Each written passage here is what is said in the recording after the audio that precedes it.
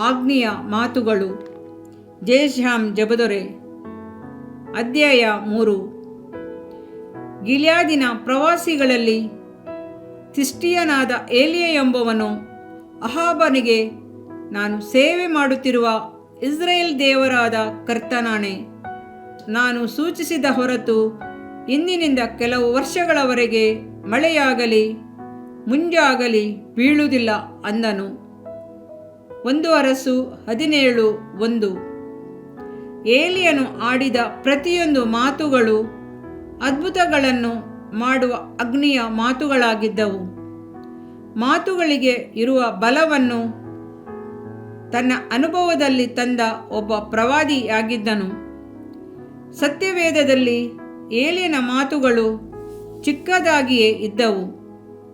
ಸತ್ಯವೇದದಲ್ಲಿ ಏಲಿಯನು ಯಾವ ಪುಸ್ತಕವನ್ನು ಬರೆದಿಲ್ಲ.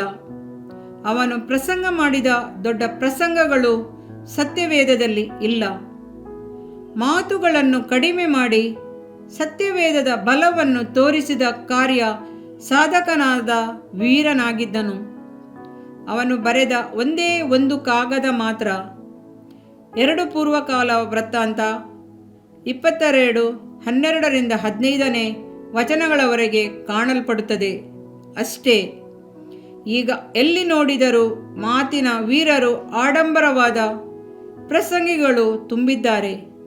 ಕತೆಗಳು, ಮಾಯಜಲ ವಿದ್ಯೆಗಳು ಅಧಿಕವಾಗಿದೆಯೇ ಹೊರತು ಕರ್ತನೇ ದೇವರು ಎಂದು ನಿರೂಪಿಸುವ ಕಾರ್ಯಸಾಧಕ ವೀರರು ಇಲ್ಲ. ಬಾಳನ ಪ್ರವಾದಿಗಳಿಗೆ ಸವಾಲು ಹಾಕಿ ಸೋಲಿಸುವ ಅಗ್ನಿರಥಗಳಿಲ್ಲ. ದೇವರೇ, ಎಲಿಯನಂತೆ ಅದ್ಭುತಗಳನ್ನು ಮಾತನಾಡುವವನಾಗಿ ನನ್ನನ್ನು ಬದಲಾಯಿಸು ಎಂದು ಹೋರಾಡುವೆಯಾ? ಅದು ಅಹಾಬನ ಆಡಂಬರವಾದ ಸುಂದರವಾದ ಅರಮನೆ, ಕಣ್ಣು ಚುಚ್ಚುವ ಬೆಳಕಿನ ಪ್ರಕಾಶವು ಹಾಗೂ ದೀಪಗಳುಳ್ಳ ಅರಮನೆ ಅದು. ಅಂಗರಕ್ಷಕರು, ಸೈನಿಕರು, ನಾಯಕರು ತುಂಬಿರುವ ಚಟುವಟಿಕೆಯ ಸ್ಥಳವದು. ರಾಜಮಂತ್ರಿಗಳು, ಮುಖ್ಯಮಂತ್ರಿಗಳು ನಿರಂತರವಾಗಿರುವ ಸ್ಥಳವದು. ಆ ಸ್ಥಳದಲ್ಲಿ ಅಷ್ಟು ಕಾವಲುಗಾರರನ್ನು ಮೀರಿ ಏಲಿಯನು ಹೇಗೆ ತಾನೇ ಒಳಗೆ ನುಗ್ಗಿರಬಹುದು? ಹಾವನ ಮುಂದೆ ಹೇಗೆ ತಾನೇ ಕಾಣಿಸಿಕೊಂಡನೋ ತಿಳಿಯದು. ಮುಖಾಮುಖಿಯಾಗಿ ರಾಜನ ಮುಂದೆ ನಿಂತು ಕಂಚಿನ ಸ್ವರದಿಂದ, ನಾನು ಸೂಚಿಸಿದ ಹೊರತು ಎಂದು ಆ ಪ್ರವಾದಿಯು ಪ್ರಾರಂಭಿಸಿದನು. ತನ್ನ ಮಾತಿನ ಬಲವನ್ನು ಪೂರ್ಣವಾಗಿ ಅವನು ತಿಳಿದಿದ್ದನು. ಮಾತ್ರವಲ್ಲ, ತನ್ನ ಪ್ರತಿಯೊಂದು ಮಾತು ಸುಮ್ಮನೆ ಹಿಂದಿರುಗುವುದಿಲ್ಲವೆಂದು, ತನ್ನ ಪ್ರತಿಯೊಂದು ಮಾತನ್ನು ಕರ್ತನು ಘನಪಡಿಸುತ್ತಾನೆಂದು ನಿಶ್ಚಯವಾಗಿ ಏಲಿಯನು ತಿಳಿದಿದ್ದನು. ಆಹಾ, ಎಂಥ ದೊಡ್ಡ ನಂಬಿಕೆಯದು! ಮಾತಿಗೆ ಬಲ ಉಂಟು. ಅಹಾಬನ ಮಾತು ರಾಜನ ಮಾತು. ಅವನ ಮಾತುಗಳು ಕಟ್ಟಳೆಗಳನ್ನು ನೆರವೇರಿಸುತ್ತದೆ, ಕಟ್ಟಳೆಗಳನ್ನು ನೀಗಿಸುತ್ತದೆ. ಅವನು ಒಂದು ಕಟ್ಟಳೆ ಇಟ್ಟರೆ ಏಲಿಯನ ತಲೆಯೇ ತೆಗೆಯಲ್ಪಡುತ್ತದೆ. ಅಂಥ ರಾಜನ ಮುಂದೆ ನಿಂತು ಏಲಿಯನು, ನಾನು ಸೂಚಿಸಿದ ಹೊರತು ಎಂದು ಹೇಳುವುದನ್ನು ಸ್ವಲ್ಪ ಗಮನಿಸಿರಿ. ಒಬ್ಬ ರಾಜನ ಮಾತಿಗಿಂತ ಕರ್ತನ ಸೇವಕನ ಮಾತು ಬಲವುಳ್ಳದಾಗಿದೆ. ಆಮೆನ್. ರಾಜನ ಮಾತಿಗೆ ಅವನ ರಾಜ್ಯವು ಮಾತ್ರವೇ ವಿಧೇಯರಾಗಬಹುದು. ಆದರೆ ದೇವರ ಮನುಷ್ಯನ ಮಾತಿಗೆ ಆಕಾಶವು, ಭೂಮಿಯು, ಸೃಷ್ಟಿಯು ಸಕಲವು ವಿಧೇಯರಾಗಲೇಬೇಕು. ಯೆಹೋಶುವನ ಮಾತಿಗೆ ವಿಧೇಯರಾಗಿ ಸೂರ್ಯನು ಚಂದ್ರನು ಹಾಗೆ ನಿಲ್ಲಲಿಲ್ಲವೇ? ಭೂಮಿಯ ಸುತ್ತುವಿಕೆಯು ಕೆಲವು ಗಂಟೆಗಳ ಕಾಲ ತಡೆಯಲ್ಪಟ್ಟಿಲ್ಲವೇ? ಯೆಹೋವನ 10:12-13. ದೇವರ ಮಗುವೆ, ನಿನ್ನ ಬಾಯಲ್ಲಿ ಕರ್ತನ ವಾಕ್ಯವು ಇರುತ್ತದೆ ಎಂದರೆ ರಾಜರು ನಿನ್ನ ಬಳಿಗೆ ಬಂದು ನಿನಗೆ ಅಡ್ಡ ಬೀಳುವರು. ಈ ಲೋಕದ ರಾಜರಿಗಿಂತ ನೀನು ಉತ್ತಮನೆಂಬುದನ್ನು ಮರೆಯಬೇಡ. ಯೆಶಾಯ 49:23 ಓದಿ ನೋಡು. ರಾಜರು ನಿನ್ನ ಪಾದದ ಧೂಳನ್ನು ನೆಕ್ಕುವರು ಎಂದು ಬರೆದಿದೆ. ಮನುಷ್ಯರ ಜೊತೆಗೆ ಮಾತಾಡುವುದನ್ನು ಕಡಿಮೆ ಮಾಡಿಕೊಂಡು ಕರ್ತನ ಬಳಿಯಲ್ಲಿ ಮಾತಾಡುವ ಪ್ರಾರ್ಥನಾ ಮಾತುಗಳನ್ನು ಅಧಿಕಗೊಳಿಸು. ಬೇಡದಿರುವ ಮಾತುಗಳನ್ನು ಪೂರ್ಣವಾಗಿ ತೆಗೆದುಹಾಕಿ ವಾಗ್ದಾನದ ಮಾತುಗಳನ್ನು ಮಾತಾಡು. ಬಲದಿಂದ ಮಾತಾಡು. ಮಾತುಗಳಿಗೆ ಇರುವ ಬಲವನ್ನು ಆಗ ಶತಾಧಿಪತಿಯು ತಿಳಿದುದನ್ನು, ಪ್ರಭುವೇ, ನೀನು ಒಂದು ಮಾತು ಹೇಳಿದರೆ ಸಾಕು, ನನ್ನ ಆಳಿಗೆ ಗುಣವಾಗುವುದು ಎಂದನು. ಮತ್ತಾಯ 8:8. ಹೌದು, ಕರ್ತನ ಮಾತು ಪ್ರಪಂಚವನ್ನು ಸೃಷ್ಟಿಸಿತು, ಸೂರ್ಯ ಚಂದ್ರ ನಕ್ಷತ್ರಗಳನ್ನು ಆಕಾಶದಲ್ಲಿರಿಸಿದನು. ಆ ಮಾತು ಒಬ್ಬ ಮನುಷ್ಯನನ್ನು ಗುಣಪಡಿಸಲಾರದೆ, ದೇವಮಗುವೆ, ಕರ್ತನು ತನ್ನ ವಾರ್ತೆಯನ್ನು ನಿನ್ನ ಬಾಯಿಯಲ್ಲಿ ಹಾಕುತ್ತಾನೆಂದರೆ 1000 ಅಹಾಬ ರಾಜರನ್ನು ನೀನು ಸವಾಲು ಹಾಕಿ ಕರ್ತನೇ ದೇವರೆಂದು ನಿರೂಪಿಸಬಹುದಲ್ಲವೇ? ಏಲಿಯನು ತಾನು ಮಾತಾಡುವ ಪ್ರತಿಯೊಂದು ಮಾತುಗಳ ಬಲವನ್ನು ತಿಳಿದವನಾಗಿದ್ದ ಕಾರಣ ರಾಜನ ಮುಂದೆ ಅವನು ನಿಲ್ಲಲು ಸಾಧ್ಯವಾಯಿತು. ಅವನ ಮಾತುಗಳು ದೇವರ ಬಲದಿಂದ ಸತ್ಯದಿಂದ ಕೂಡಿದ ಅಗ್ನಿ ಬಾಣಗಳು. ಅಲ್ಲೇಲುಯ.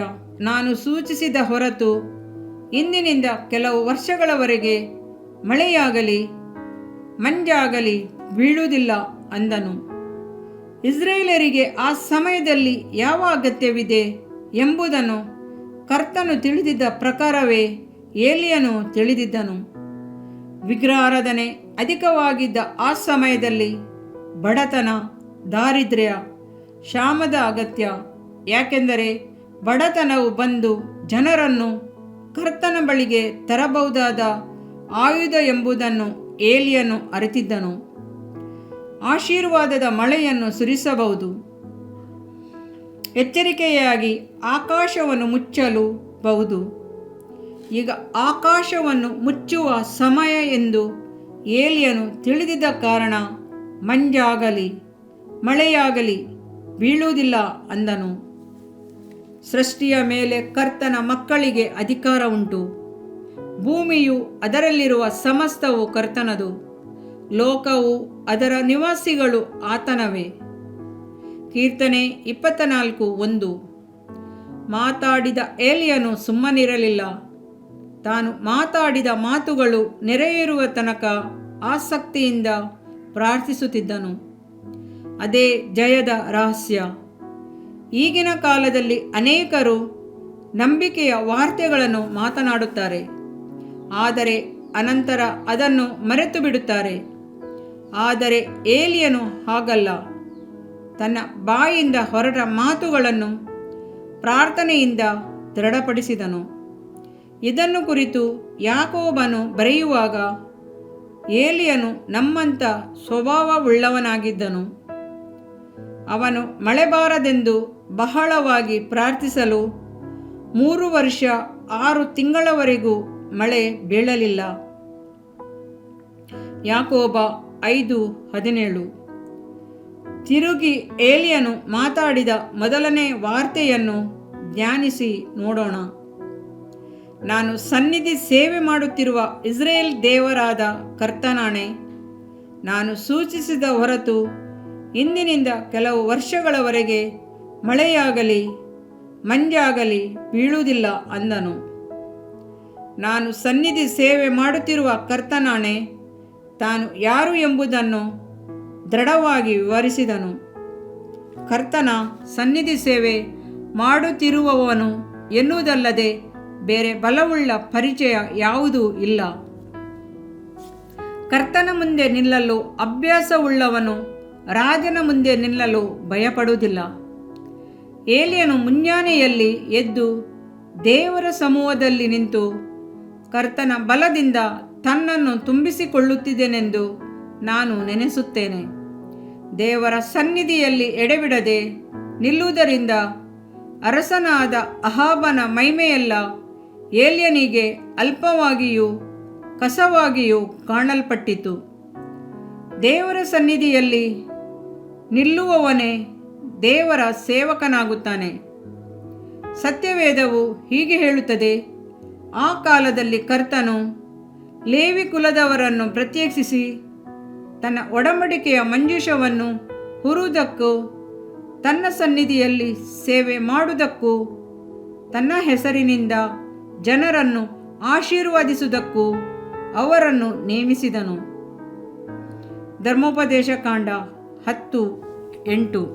ದೇವರ ಮಗುವೆ, ನೀನು ದೇವರ ಸನ್ನಿಧಾನದಲ್ಲಿ ನಿಲ್ಲುವಾಗ ಕರ್ತನು ನಿನಗೆ ತನ್ನ ಆಲೋಚನೆಗಳನ್ನು ತಿಳಿಸುತ್ತಾನೆ.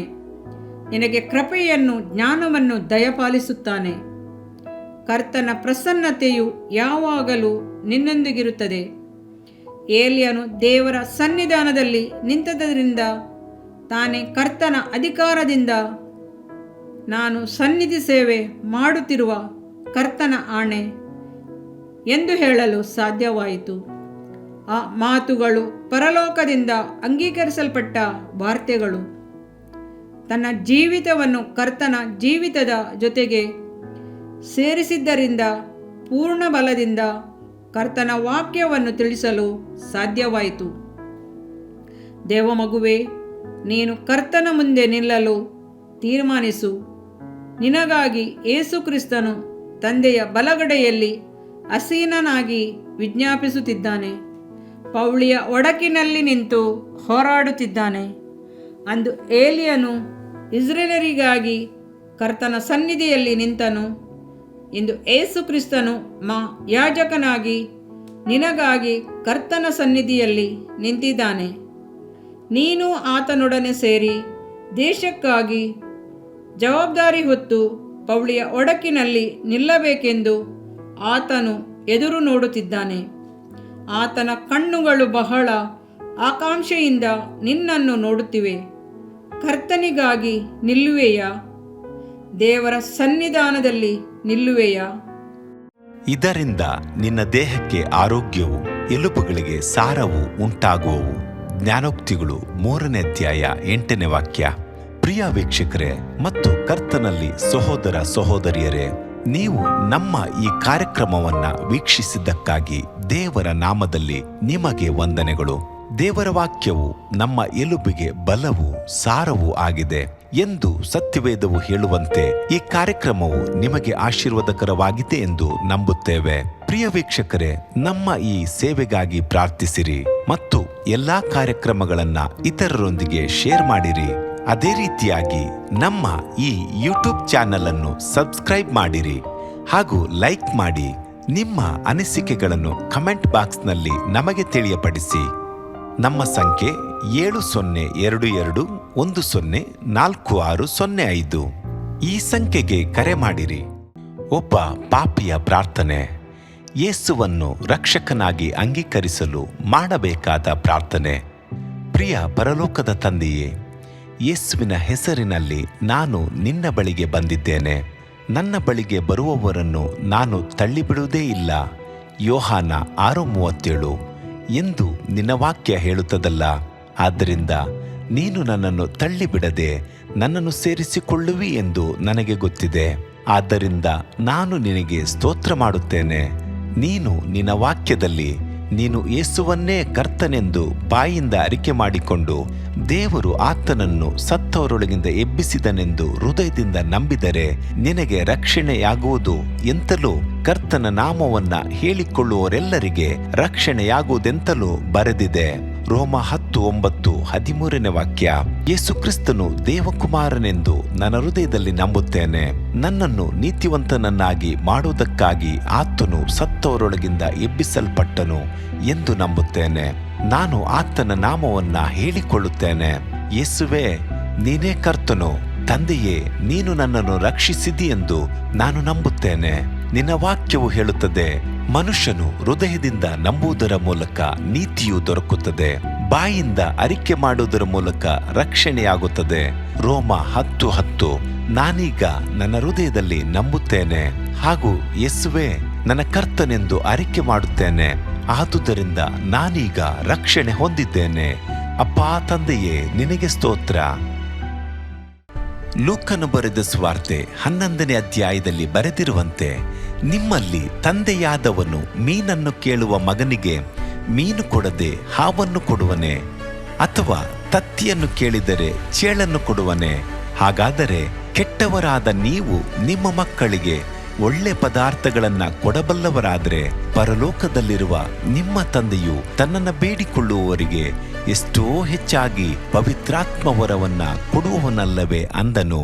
ತಂದೆಯೇ, ನೀನು ಕೇಳಿಕೊಳ್ಳುವವರಿಗೆ ಪವಿತ್ರಾತ್ಮನ ವರವನ್ನು ಹೇರಳವಾಗಿ ಕೊಡುವಾತನಾಗಿದ್ದಿ. ಆದ್ದರಿಂದ ನನ್ನ ಮೇಲೆಯೂ ನಿನ್ನ ಆತ್ಮನನ್ನು ಸುರಿಸಬೇಕಾಗಿ ಬೇಡಿಕೊಳ್ಳುತ್ತೇನೆ. ಕೀರ್ತನೆ 81:10 ಬರೆದಿದೆ, ಅಗಲವಾಗಿ ಬಾಯಿದೆರೆಯಿರಿ, ಅದನ್ನು ತುಂಬಿಸುವೆನು. ಕರ್ತನೇ, ನನ್ನನ್ನು ಪವಿತ್ರಾತ್ಮನಿಂದ ತುಂಬಿದಂತ ನೀನು ನನ್ನನ್ನು ಅನ್ಯ ಭಾಷೆಯ ವರದಿಂದಲೂ ತುಂಬುವವನಾಗಿದ್ದಿ ಎಂದು ನಂಬುತ್ತೇನೆ. ಅದರಂತೆ ನಾನು ನನ್ನ ಬಾಯಿಯನ್ನು ತೆರೆದು ನಿನ್ನ ಸ್ತೋತ್ರ ಮಾಡುವಾಗ ಅನ್ಯ ಭಾಷೆಯ ಅಭಿಷೇಕದಿಂದ ನನ್ನನ್ನು ತುಂಬುವವನಾಗಿದ್ದಿ ಎಂದು ನಂಬುತ್ತೇನೆ. ಈಗ ನೀವು ನಿಮ್ಮ ಬಾಯಿಯನ್ನು ತೆರೆದು ಮಾತನಾಡುವಾಗ ಪವಿತ್ರಾತ್ಮನು ನಿಮ್ಮ ಬಾಯಿಯನ್ನು ತನ್ನ ಭಾಷೆಯಿಂದ ತುಂಬುವವನಾಗಿದ್ದಾನೆ. ಇದು ದೇವರ ಭಾಷೆಯಾಗಿದೆ. ಈ ಅಭಿಷೇಕವನ್ನ ಹೊಂದಿಕೊಳ್ಳಲು ನೀವು ನಿಮ್ಮ ಸ್ವರವನ್ನ ಉಪಯೋಗಿಸಬೇಕು. ಅದರಿಂದ ನೀವು ನಿಮ್ಮ ಬಾಯಿಯನ್ನು ತೆರೆದು ದೇವರಿಗೆ ಸ್ತೋತ್ರ ಮಾಡುವಾಗ ದೇವರು ನಿಮ್ಮನ್ನು ಅನ್ಯ ಭಾಷೆಯ ವರದಿಂದ ತುಂಬುವವನಾಗಿದ್ದಾನೆ. ಪ್ರಿಯರೇ, ಈಗ ನೀವು ಪವಿತ್ರಾತ್ಮನಿಂದ ತುಂಬಲ್ಪಟ್ಟ ಆತನ ಪ್ರಿಯ ಮಕ್ಕಳಾಗಿದ್ದೀರಿ. ದೇವರ ನಾಮಕ್ಕೆ ಸ್ತೋತ್ರವಾಗಲಿ.